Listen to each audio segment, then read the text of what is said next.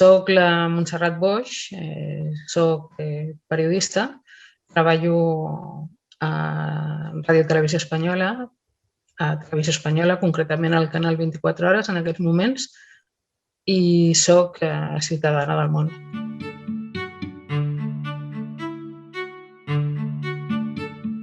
No hi ha masses dones a les direccions dels mitjans de comunicació, no hi ha masses dones en els llocs de decisió, hi ha dones a les redaccions, però falten dones a el que serien les tertúlies, no? És a dir, que tot sovint, tot i que les dones estan representades, les veus de les dones i l'opinió de les dones no ho són massa. Per altra banda, doncs, si parléssim, per exemple, del que són continguts, doncs hauríem d'analitzar si hi ha dones a les direccions, a les produccions, als guionatges de contingut. Hauríem de dir que no n'hi ha. És a dir, que m'apuntaria al lema de fa uns quants anys que va sortir tot un moviment que preguntava on són les dones.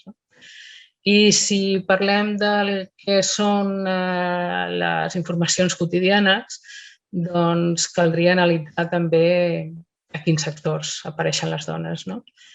I llavors hauríem de plantejar-nos, per exemple, és que les dones en els esports, les dones esportistes apareixen als mitjans de comunicació, apareixen a portada o on apareixen, quin lloc se'ls dedica, no?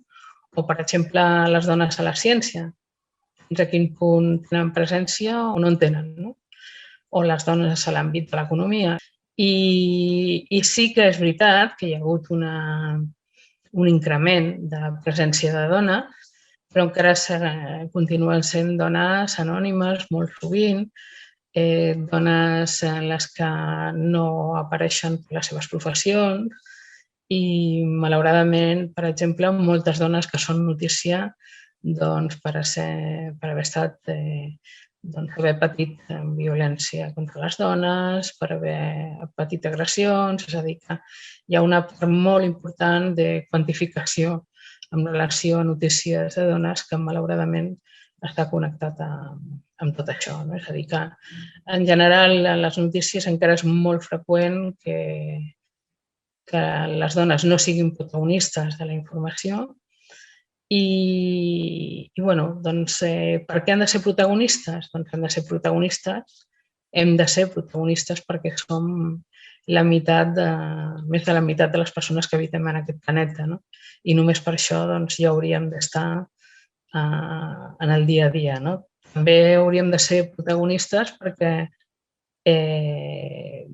per fer una informació que s'acosti al que passa a la societat, tenint en compte que les dones som a la societat, doncs està clar que si no sortim les dones a les informacions hi ha una perversió del missatge, hi ha una desviació i una manipulació i una mirada androcèntrica que és un dels problemes més greus que tenim en aquest moment.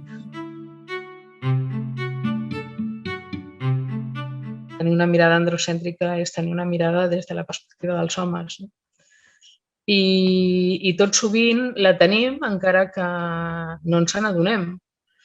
És molt freqüent que tirem d'estereotips que hem après d'altres llocs, d'altres mitjans, a l'hora d'interpretar la nostra realitat. Això és molt important de construir, molt important treballar el que seria la perspectiva de gènere.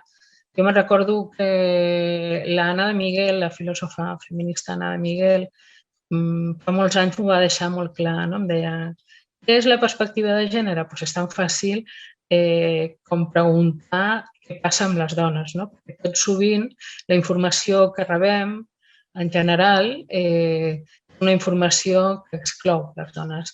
Si tu reps, per exemple, una nota de premsa, és molt sovint freqüent que no s'hagi plantejat el que passa amb les dones.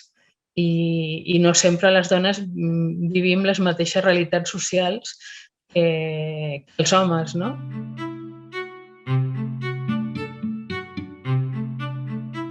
Perquè les agendes estan protagonitzades pels homes, perquè tot sovint les dones estem en segona línia i s'està fent feina però ens costa més estar a primera línia i prendre la paraula i explicar el que considerem que moltes vegades jo em trobo moltes dones que diuen però si el que jo penso no és important, no?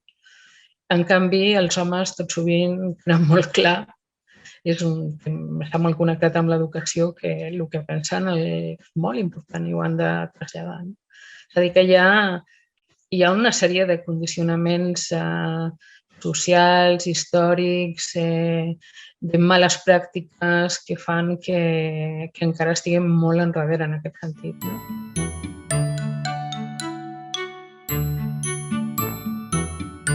Per un cantó és molt important i per començar a prendre consciència del que està passant, no mirar cap a un altre cantó, analitzar els automatismes que tenim a l'hora de treballar, analitzar de manera sistemàtica els continguts. És molt, molt, molt important formar-se per identificar els biaixos i modificar les produccions, no només amb el que és la quantificació d'homes i dones, sinó també amb el missatge que donem, és a dir, és el que comentàvem de treballar en perspectiva de gènere, no oblidant que homes i dones a la societat estan marcats per diferents rols, malauradament, i que, per tant, tot sovint les informacions que hem d'afrontar poden tenir un biaix de gènere molt, molt seriós i treballar fent esforç en buscar dones protagonistes. Jo penso que és molt important fer coses, però, a més, explicar-les. I durant molts anys he militat que les dones expliquin el que fan, en aquest cas a través de les xarxes socials o a través de les notícies. No? I penso que és un dels elements que ens hem de posar a l'agenda totes. Fem moltes coses però no en parlem, no les comuniquem i, per tant, la rellevància que tenim després a l'hora de ser considerades és molt menor. No?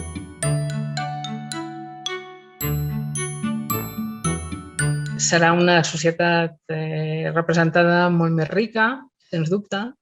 En tot cas, parlarà de moltes més històries de les que parlaria només si els protagonistes fossin homes i en cada situació podem treure un pilot d'elements que serien molt més innovadors. No? De fet, el fer visibles les dones fa que les nenes vegin que hi ha dones que fan coses que elles també poden aspirar a fer. No? És dubte molt important. No?